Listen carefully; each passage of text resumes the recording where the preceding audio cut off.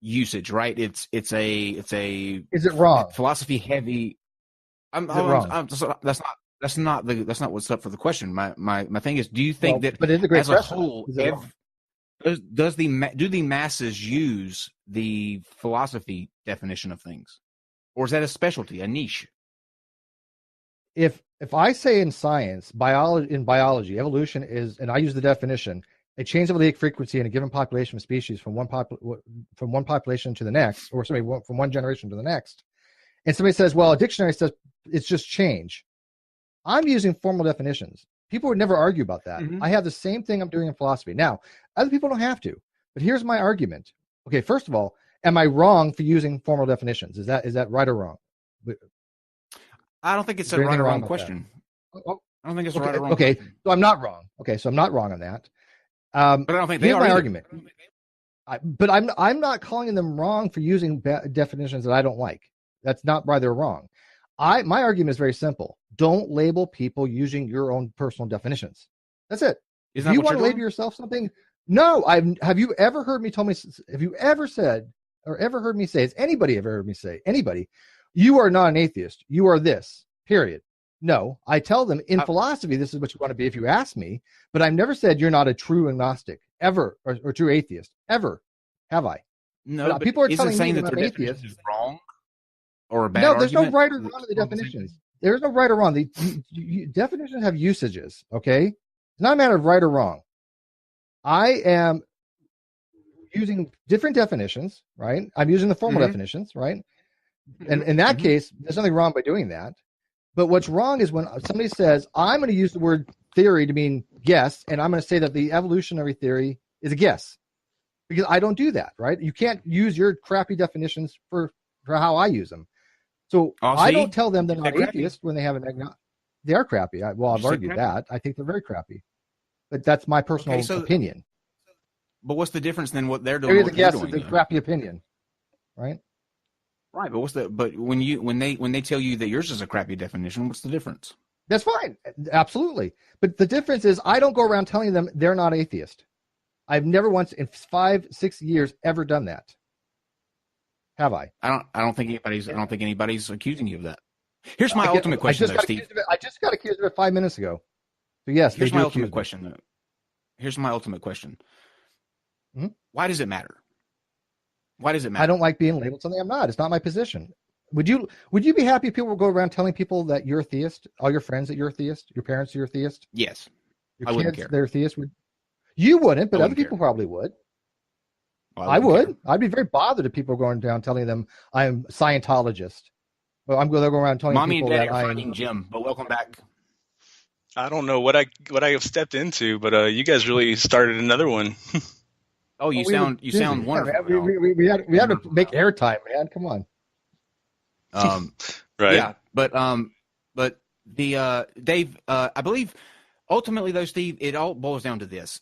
Dave, can you let us hear what Seth Andrews thinks, because he's the final judge on all this stuff, anyways. At least he has the sexiest voice. I mean, anyways. I think Dave's later. God. We'll get that later, okay? Because it's not quite ready. I'm busy. Dave, you're God. Get our friend here. What do you think? What do you think? You think that I am out of line for people asking politely for people to label me my actual position rather than something that they think they should? I didn't ask you. I asked Dave. Oh well. Sorry, God, Dave. Remember? Sorry, Dave. Now you're putting. Jim is back. Let's move on. Jim is back. I was about to say, who the hell is Dave? You can't see him. Dave is the producer. He's the producer. Right. I just can't. I can't. He's on the other side. He doesn't really exist. He's a bot that we kind of program to run things around here. It's very, very effective. Okay. Somebody do it. Play the clip. Oh, we're working on it, Shane. All right, so we can hear you a lot better now. Jim, you sound fantastic. Why don't you take a second to introduce yourself and let people know who you are and what you do and why you do it, all that good stuff, and then where they can find more, and then we'll let you take things away. Sure. Hi, everybody. My name is Jim Majors, and I'm the CEO of Atheist Republic. Atheist Republic is the world's largest online atheist community. We're growing every day. We've got just under 2.2 million followers on Facebook. And we also have a website, atheistrepublic.com, and we advocate for and on the behalf of atheists from around the world. We have literally people in every country. We have our Atheist Republic consulates, where we encourage people to meet up, and we facilitate meetings for atheists to meet other atheists. And it's a really good way to meet people. So if you're interested in that, check us out online. Excellent. So That what are we time going to be? clear, by the way. Yeah, it sounds amazing. What was that? That? Sounded amazing. Oh. You sound amazing now. Oh, good. That's good to hear. Yeah. So what are we talking about today, Jim? Well, today I figured we would talk about some doctrinal contradictions within the Bible, within the Christian Bible, and just go over my. It's a little bit from my book where I go through the entire Bible, and I actually break down what real contradictions are in the Bible and what contradictions aren't in the Bible, what are purported to be contradictions, and what I believe anyways actually are, and not just that, but moral contradictions. But today we're just figured I'd go over some of the synoptic gospels and John. The synoptic gospels are Matthew, Mark, and Luke. And it's from my book, Holy Proofreading, Correcting Christianity, and it's coming out next year. Now, earlier today, I think you made a really good point with the gentleman that goes by the name of Artisan Tony, who challenged Steve and I to have a debate with him on whether the Bible teaches a flat Earth or not, which we accepted, and it will be happening in January. I talked to him actually the other day on the phone for like an hour. Really nice guy, and we went through what day he's going to come on and all that stuff. But he has a little bit of an issue with the way that what he thinks that we bash Christians here all the time, which is untrue. We do not spend a lot of times bashing truth. We highlight the what we think are the errors and some of the bad things that comes with the religion. But you, I think, summed it up nicely when you responded to him this afternoon. Do you want to say what you told him earlier today? I honestly don't recall verbatim what I said, but it was something along the lines of that. I'm not bashing Christians. I'm simply exposing a harmful doctrine and harmful belief. But so it's belief, not the believer. Kind of like the Christians say, hate the sin and not the sinner. It's right. Except mine's not a cop out. Ooh, shots fired! Shots fired! Pow, pow. I thought it was a great point. Where you're bashing the ideas, not the person that is indoctrinated with those ideas, and I think that's a nice distinction to make. So let's jump right into it. Let's get into some contradictions. I can't believe, number one, that there are actually contradictions in the Bible. This is shocking news to me, and I just don't know what to do with myself right now. Right. Yeah, there actually are contradictions in the Bible. Believe it or not, a lot of people think that the Gospels were written to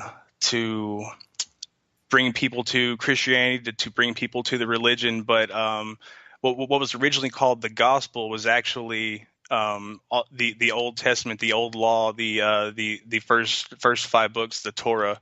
And so these Gospels, Matthew, Mark, and Luke, and even John, they weren't written to convert people to Christianity. Rather, they were written to give the current followers of Christ a stronger foundation in their faith, because we're talking like this, like the 2nd century, 100 plus years after Jesus' death, and everybody's I'm sorry, and early Jews, they believed that Jesus was coming back, like within their lifetime. They believed he was coming back like fucking quick. Like he was like, hey guys, I'm leaving, straighten your shit up, I'll be right back, and if this isn't picked up when I get back, I'm busting all your asses. Like that's pretty much what was going on. So they were just kind of sitting there on pins and needles waiting for God to come back.